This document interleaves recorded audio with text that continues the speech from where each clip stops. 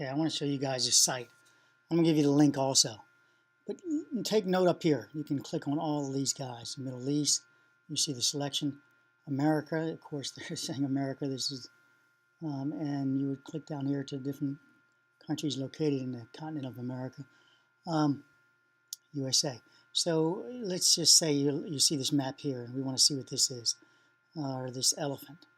So just hold on it, and you get a little excerpt of it. And here we go. Now you can enlarge this map, and then you can hold your finger down, scroll over, do the same thing. Hold your finger over it. You can see alligator. You can just scan things.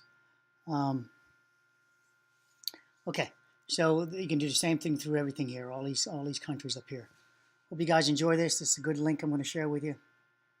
And they share the source. So I should have done that. Okay, so let's just click on this. It's over here, and you see this is source. Click on source. Source will pop up, and there's a source where it's located, and there's your item and who did it, and you can go from there. You can track down whether you believe it's true or not. These days, everything's so weird, right? Bye.